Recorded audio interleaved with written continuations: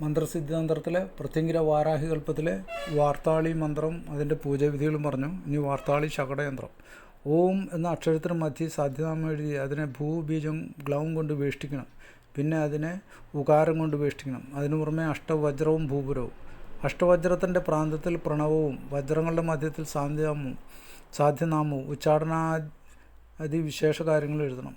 ഉച്ചാടനത്തിന് അമുഖം ഉച്ചാടയെന്നും സ്തംഭനകർമ്മത്തിന് അമുഖം സ്തംഭയെന്നും വിദ്വേഷണകർമ്മത്തിന് അമുഖം വിദ്വേഷയെന്നും മറ്റും എഴുതണം. അമുഖം എന്നുള്ള ആളുടെ പേരാണ് വേണ്ടത്. ധൂരത്തിൽ ഗ്ലൗം എന്ന് വേഷ്ടിക്കണം. പിന്നെ വർത്താളി മന്ത്രം കൊണ്ട് വേഷ്ടിക്കണം. അതിന് പുറത്ത് ക്രോം എന്ന അങ്കുശം കൊണ്ടും ഐ എന്ന ജിണ്ടീശം കൊണ്ടും വേഷ്ടനം ചെയ്യണം. ഈ യന്ത്രത്തെ കുലാല കൊണ്ട് പുതിയ കൽപ്പലകയിലെഴുതി കറുത്ത പുഷ്പങ്ങൾ കൊണ്ട് പൂജിച്ച് തൻ്റെ ശത്രുവിൻ്റെ വീട്ടിൽ കൊണ്ടിടണം. എന്നാൽ 100 വർഷം ആ സ്ഥലത്ത് ജീവിച്ചവരായ എല്ലാ ശത്രു കുടുംബത്തെ മന്ത്രം ഉച്ചാടനം ചെയ്യും. ഈ യന്ത്രത്തെ വാദ്യത്തിൽ എഴുതി ആ വാദ്യം യുദ്ധത്തിൽ വായിച്ചാൽ ശത്രുസൈന്യം യുദ്ധത്തിൽ നിന്ന് ഓടിപ്പോകും.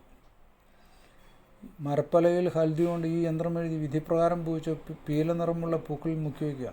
അങ്ങനെ ചെയ്താൽ ശത്രുവിൻ്റെ വാക്ക് സ്തംഭിക്കും. അതിനെ എടുത്ത് തീയിലിട്ടാൽ ശത്രുവിൻ്റെ തീപ്പൊള്ളേറ്റ വിധം ഉഷ്ണിക്കും. ജലത്തിലിട്ടാൽ ദേഹം കേടായിപ്പോവും. ശത്രുവിൻ്റെ ജന്മനക്ഷത്രത്തിൻ്റെ വൃക്ഷത്തിൻ്റെ പലകയിൽ ഈ യന്ത്രം എഴുതി സ്ഥാപിച്ചാൽ ശത്രുവിന് അനേകമായ ദുഃഖങ്ങൾ വന്നുതരും. ഈ മന്ത്രം കൊണ്ട് തൻ്റെ അഭീഷ്ടമായ കാര്യങ്ങളെല്ലാം സാധിക്കുന്ന കഴിയും. വർത്താളി മന്ത്രവിധാനം കഴിഞ്ഞു. പ്രത്യങ്കിര വാരാഹി വർത്താളി മന്ത്രങ്ങൾ ശരിയായ ഗുരുവിൽ നിന്നും ഗുരുവിനെ പരിചരിച്ച് പരിശീലിക്കണം. ഗുരുവിനെതിരായ കടുത്ത കർമ്മം ചെയ്യുന്നവനും ഗുരുതരമായ ശത്രുവിനെതിരായ കടുത്ത കർമ്മം ചെയ്യുന്നവനും ഗുരുതരമായ പ്രത്യാഘാതങ്ങൾ സ്വന്തം കുടുംബത്തിലും പ്രതീക്ഷിക്കണം.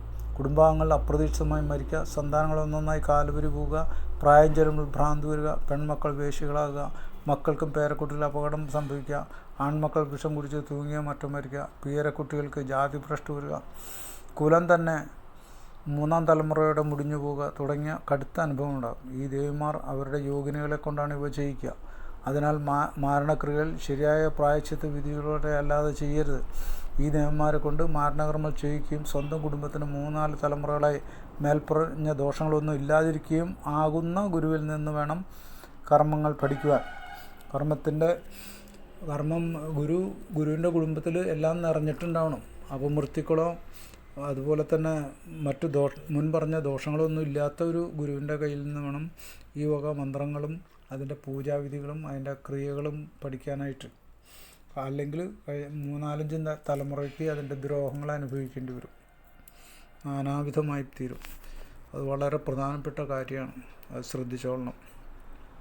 ഇന്നേക്കിത്ര.